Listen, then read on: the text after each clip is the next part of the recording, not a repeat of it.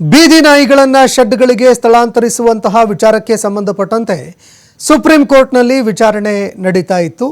ಒಂದೆಡೆ ದೆಹಲಿಯಲ್ಲಿ ತೀವ್ರವಾಗಿ ಹೋರಾಟ ನಡೀತಾ ಇರುವ ನಡುವೆ ಇವತ್ತು ಸುಪ್ರೀಂ ಕೋರ್ಟ್ನಿಂದ ತೀರ್ಪು ಪ್ರಕಟ ಆಗುತ್ತೆ. ಹೀಗಾಗಿ ಏನಾಗುತ್ತೆ ಆ ತೀರ್ಪು ಅನ್ನುವಂತಹ ವಿಚಾರ ತೀವ್ರ ಕುತೂಹಲ ಮೂಡಿಸ್ತಾ ಇದೆ. ಸುಪ್ರೀಂ ಕೋರ್ಟ್ ಯಾವುದೇ ಪ್ರೊಟೆಸ್ಟ್ಗಳಾದರೂ ಏನೇ ಆದರೂ ಕೂಡ ನಮ್ಮ ತೀರ್ಪಿನ ಮೇಲೆ ಇದು ಪ್ರಭಾವ ಬೀರಲ್ಲ ಅಂತ ಕೂಡ ಹೇಳಿತ್ತು. ದ್ವಿಸದಸ್ಯ ಪೀಠದ ತೀರ್ಪು ಪ್ರಶ್ನಿಸಿ ಅರ್ಜಿಗಳ ಬಗ್ಗೆ ಇವತ್ತು ಆದೇಶ ಹೊರಬೀಳುತ್ತೆ. ದ್ವಿಸದಸ್ಯ ಪೀಠ ಹೊರಡಿಸಿದ್ದಂತಹ ತೀರ್ಪು ಕುರಿತು ಪ್ರಾಣಿ ಪ್ರಿಯರು ತೀವ್ರ ಆಕ್ರೋಶ ಹೊರಹಾಕಿದ್ರು. ಆಗಸ್ಟ್ 11ರಂದು ದ್ವಿಸದಸ್ಯ ಪೀಠ ನೀಡಿದ್ದಂತಹ ಆದೇಶಕ್ಕೆ ತಡೆ ಕುರಿತು ಅರ್ಜಿ ಸಲ್ಲಿಕೆಯಾಗಿತ್ತು. ದ್ವಿಸದಸ್ಯ ಪೀಠ ಕೊಟ್ಟಿರುವಂತಹ ಆದೇಶ ಏನಿದೆ ಆ ಆದೇಶಕ್ಕೆ ತಡೆ ನೀಡಬೇಕು ಅಂತ ಅರ್ಜಿ ಸಲ್ಲಿಕೆಯಾಗಿತ್ತು.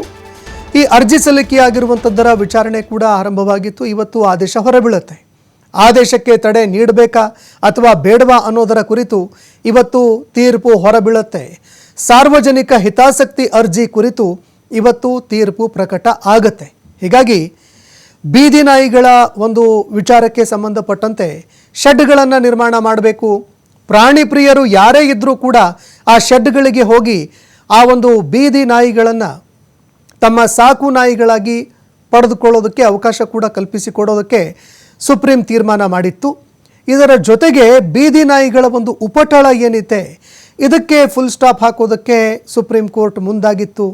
ಇದರ ಬಗ್ಗೆ ಕೂಲಂಕುಷವಾಗಿ ಚರ್ಚೆ ಆಗಬೇಕು, ಸರ್ಕಾರಗಳು ನೀತಿಗಳನ್ನು ರೂಪಿಸಬೇಕು, ಕಾನೂನುಗಳನ್ನು ರೂಪಿಸಬೇಕು ಅಂತ ಸುಪ್ರೀಂ ತೀರ್ಪು ಕೊಟ್ಟಿತ್ತು. ಇದರ ವಿರುದ್ಧ ಪ್ರಾಣಿ ಪ್ರಿಯರು ಆಕ್ರೋಶ ಹೊರಹಾಕಿ ತೀವ್ರ ಪ್ರತಿಭಟನೆಗೆ ಮುಂದಾಗಿದ್ರು.